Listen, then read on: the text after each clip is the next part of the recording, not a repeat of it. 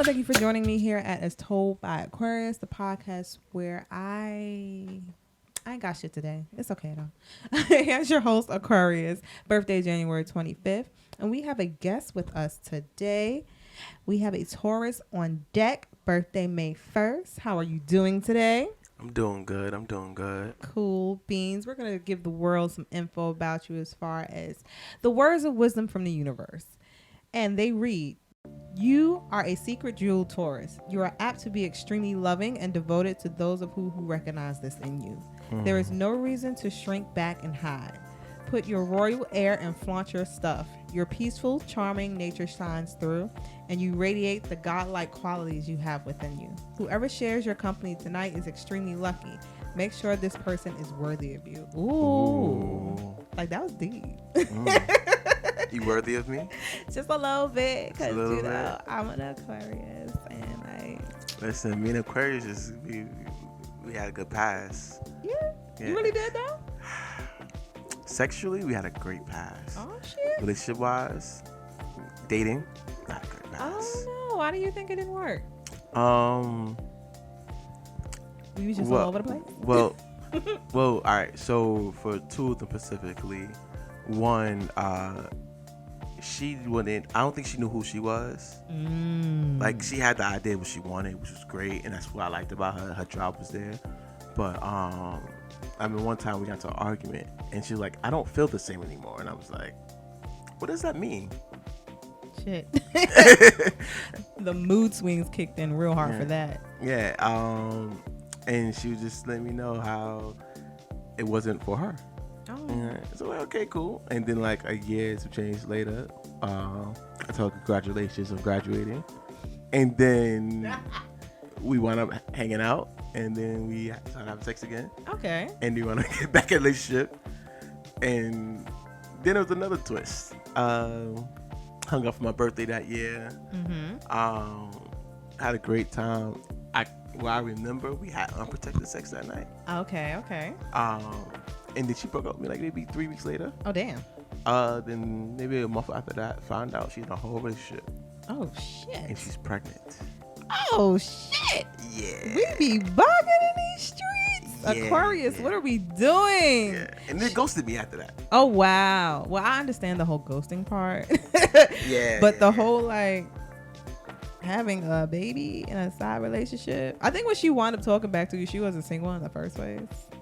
And because y'all already had a relationship that she knew wasn't solid, like she knew the multiple reasons why y'all broke up. That's why when she came back for the second time, she was like, this is just going to be fun. But the pregnancy, the hypothetical she shared pregnancy. that with me, though. But she didn't share that. You're right.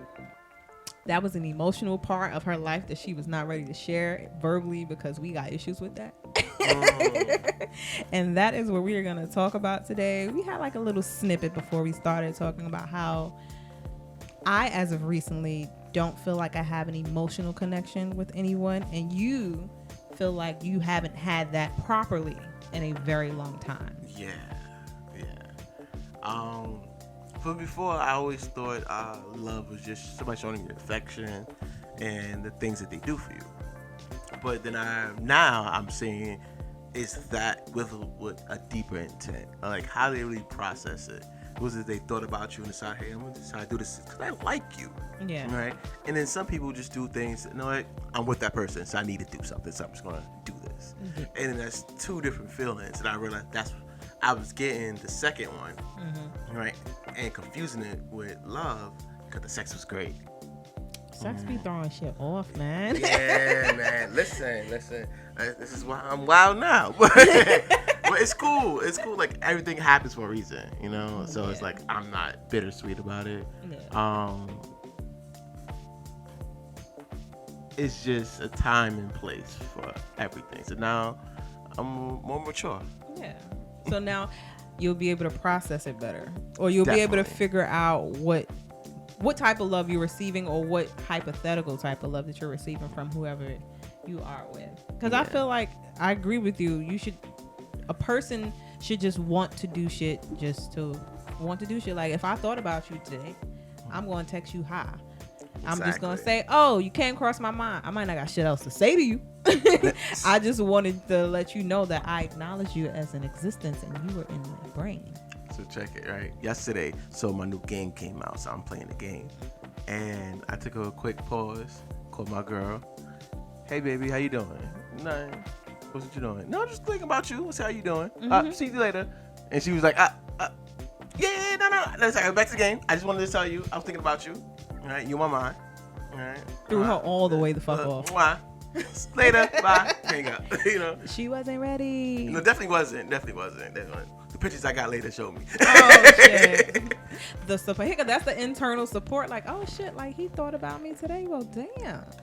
I mean, I thought about him too, but like, he thought about me today, and he called me. Video chat.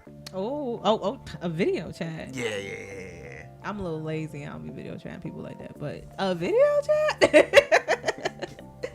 Nah, I support it. I support all of that. Sometimes you just really have to let people know that you're a thought. Yeah. You're a thought as you're going along your day and work is stressing you, or the corona is stressing you, or just being in quarantine is stressing you. Like somebody's thinking about you. You are not alone. Never. But my recent issue as of late, in the sense of lack of emotional connection, I want to express the little bit of emotion that I want to show. I want to express it fully. And I am having troubles finding a partner to fully express it the way that I want. I didn't communicate properly many years ago. Okay.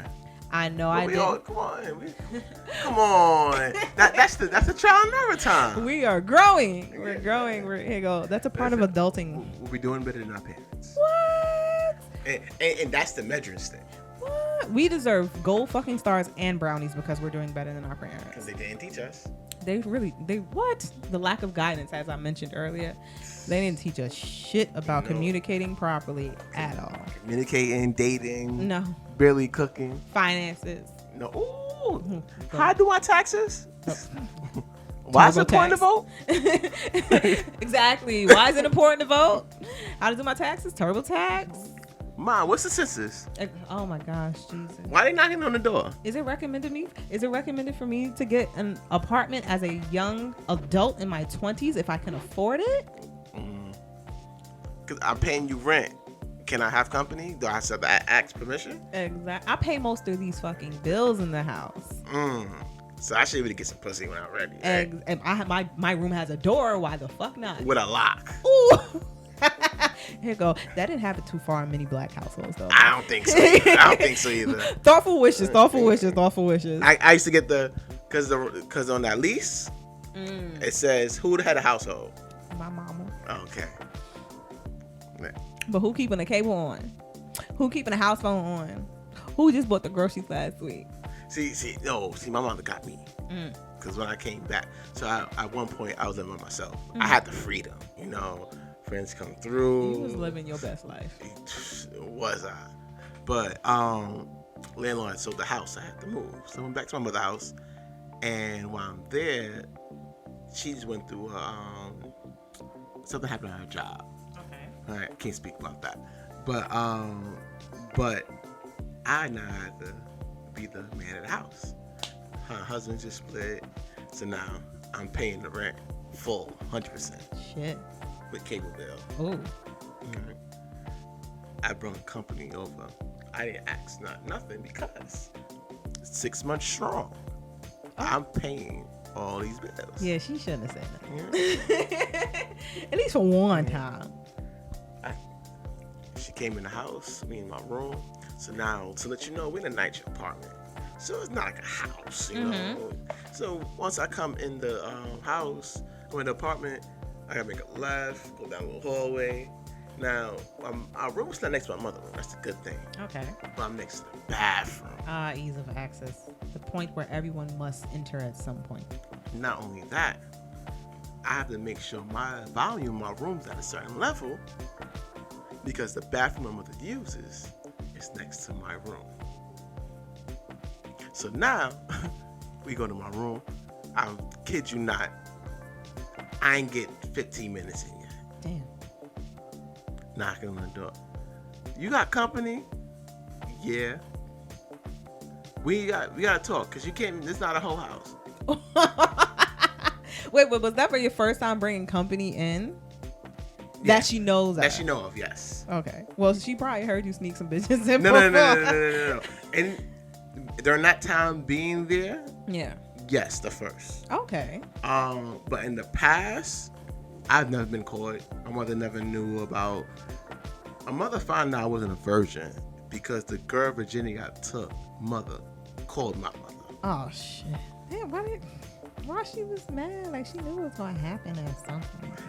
Cause she felt her mom had the best relationship. They was like besties. Oh, so they didn't lack the communication that we and you. No, They didn't have that lack of communication with parents. No. Oh, her mama taught her well. Not well enough. So now we get to the room, right, and we just get started. Like I'm only getting head, right?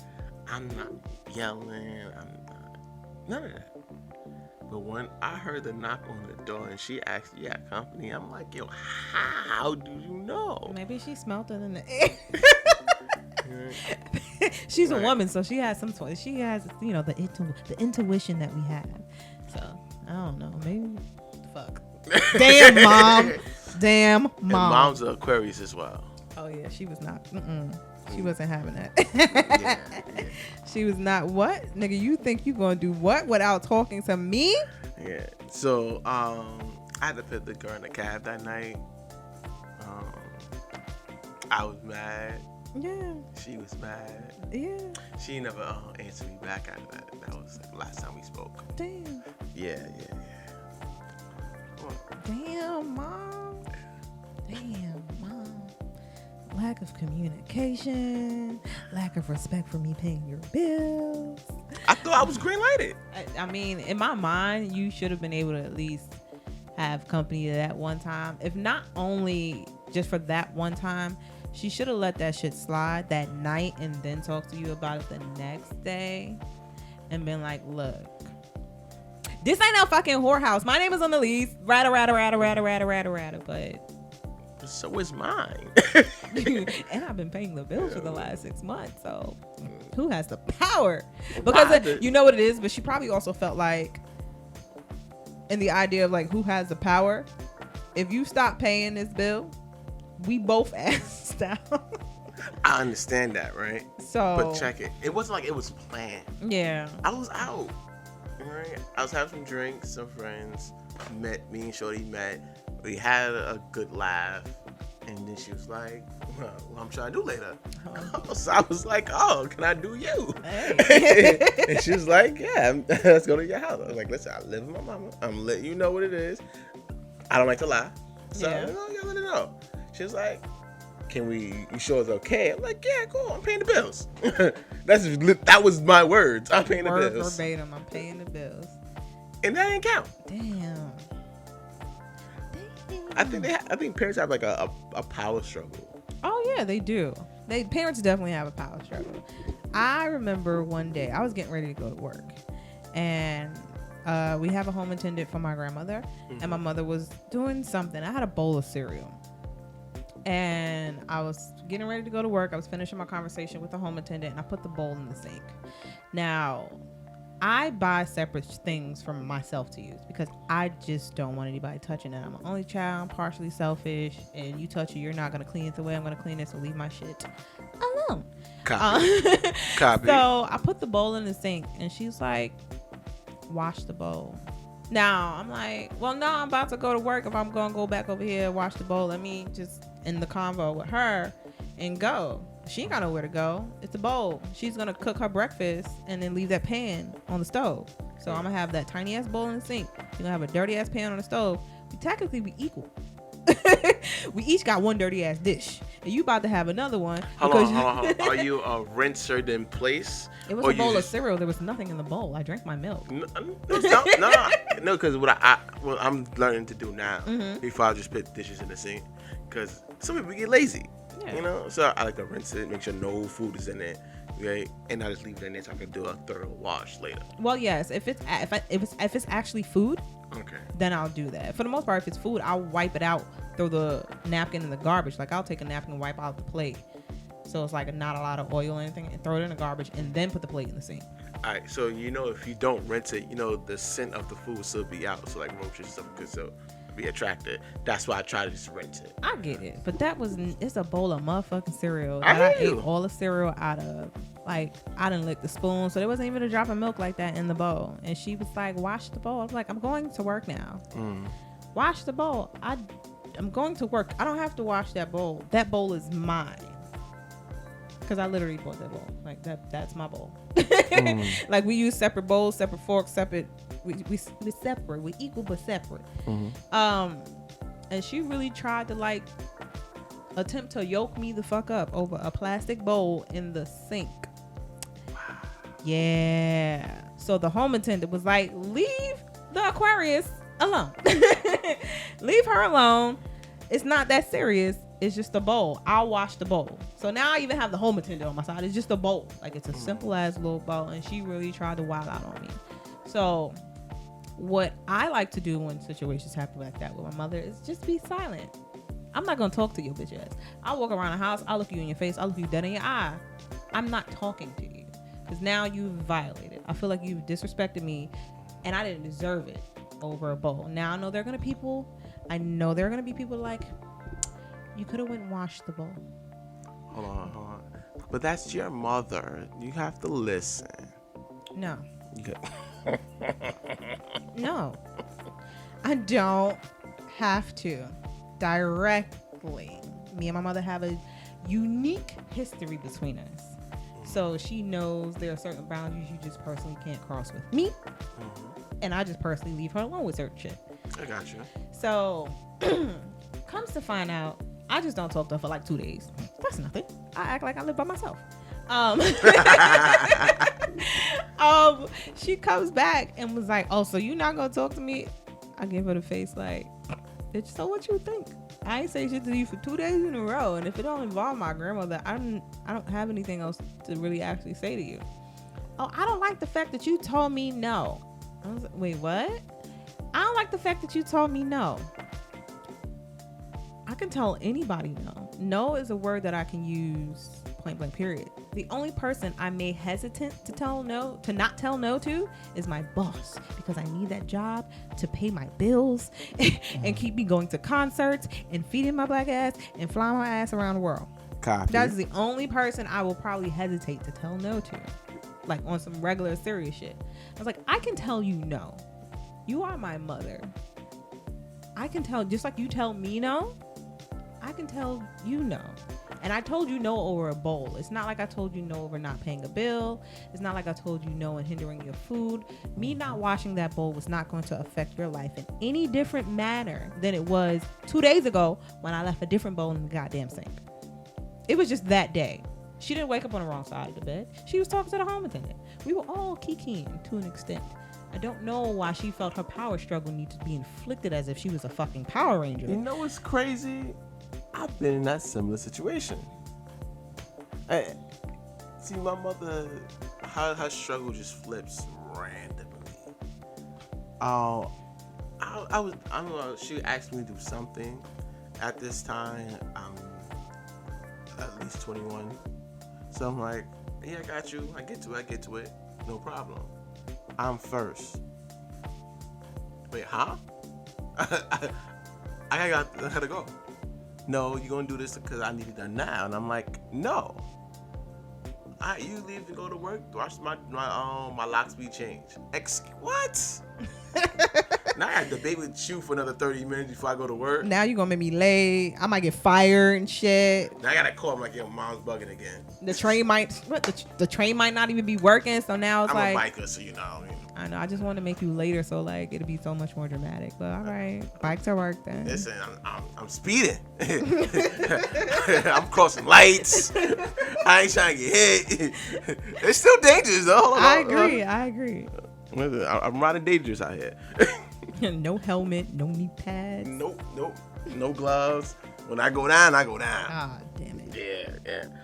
But I don't know what's up with this pop show. So let me ask you a question. How's your relationship with your father? Oh, he's in a whole nother state. So He only exists when he calls. He only exists when he calls. And I give him full attention. Because he had many struggles in his youth. He has had many personal struggles within his youth.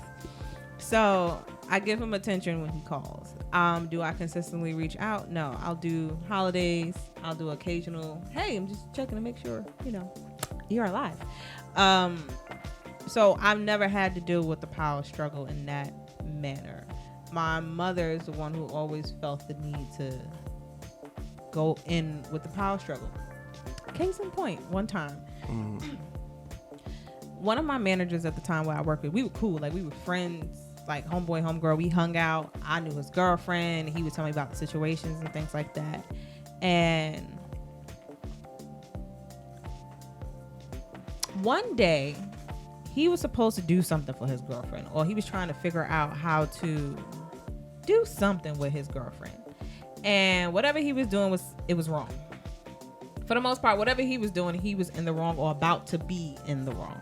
So for that particular conversation, I was home and in the living room talking to him on the phone, and I got very enthusiastic with the conversation. So now, instead of me just being in the living room and you might hear me, you're hearing me in the back of the house because I'm low-key yelling at him on the phone like, nigga, what is wrong with you? Why do you not get it? She's a woman. You can't do this. And she comes out of her room. Who are you talking to? Don't be letting no man treat you like this, that, and the third. And like, we both immediately went silent. Like, who the fuck she talking to? He's like, who is that? I was like, that's my mother. I don't understand what is going on here.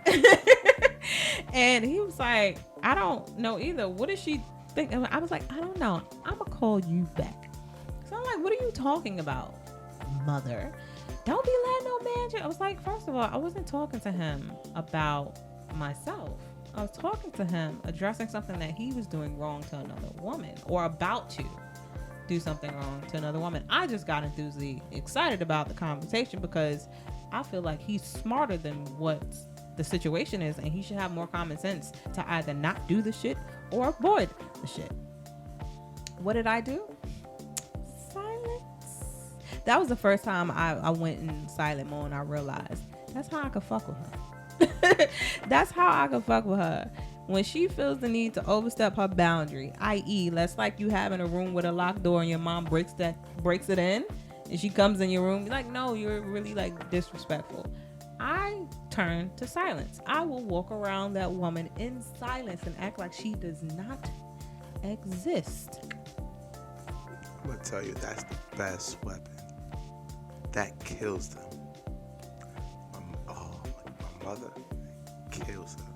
Now she wants to sit down and talk. Be all nice. Great. She made a little cake. Oh, she made you a cake? Oh, she was hurt. She made cake one time, hot pie. She made my favorite dinner one Sunday. Damn. Now my mother just comes in the front. So you not gonna talk to me? You get food? Yeah, listen, she brought food. It's because she's she an made Aquarius.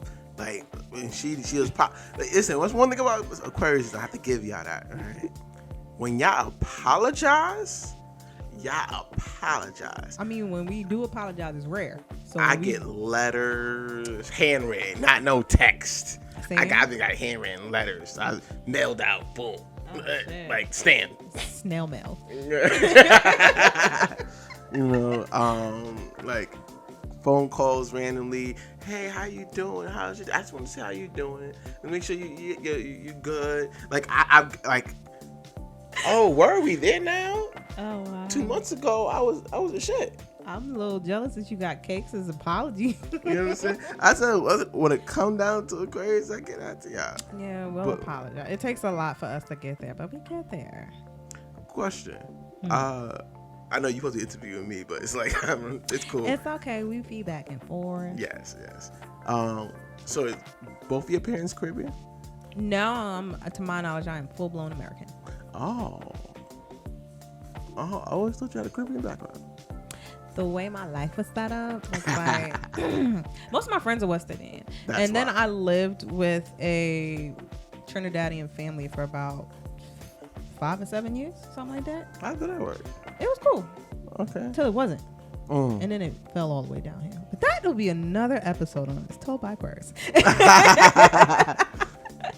But yeah, no, that it had its benefits and it had its flaws. But no, I'm American. If there is any Caribbean, it's gonna be on my father's side. Okay. So the household was like pretty much similar. See, for me and my end, I call him sperm donor. The sperm donor. He's Guyanese. All right. So my mother's American. Yeah. So I got that 2 different worlds at all time. When I tell you, me and him I haven't spoken to him in a couple of years. Oh wow. More than a couple, but it's some time. But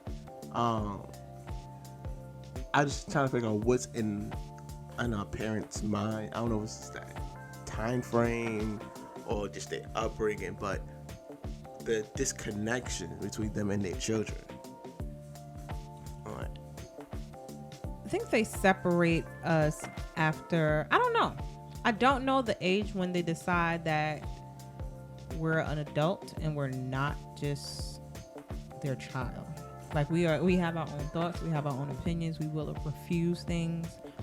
We don't have to say yes to everything. I will debate you, and depending on how strong the person is, whoever it is, I will argue with your ass.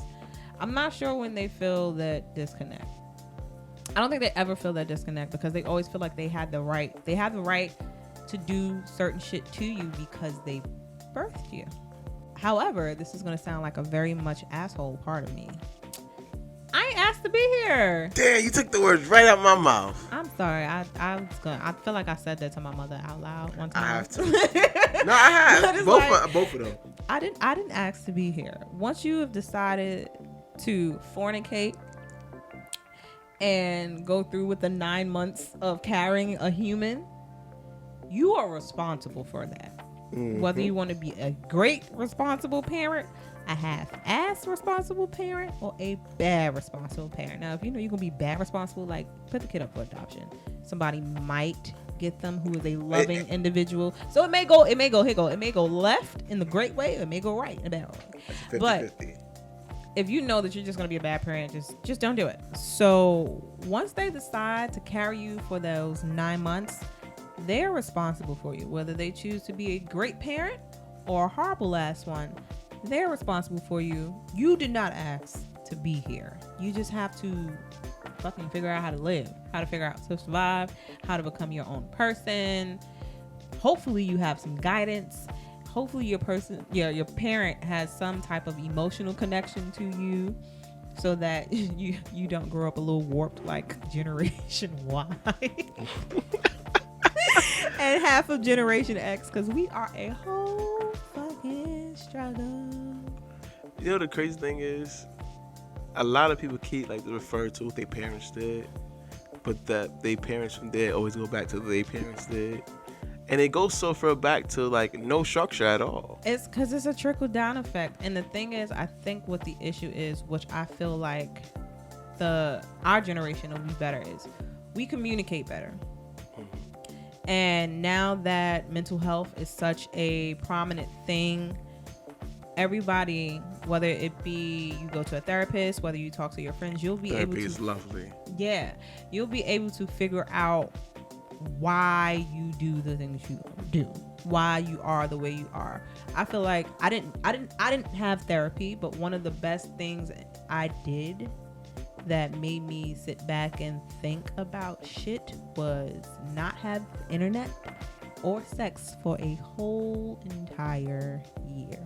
Because what did I do? I had time to just fucking think and clean and be creative. And then process everything that was done to me. Whether it be in a relationship with my parents, whether it be in a relationship with, your partner at the time. You had time to sit back and process what they did that you didn't like.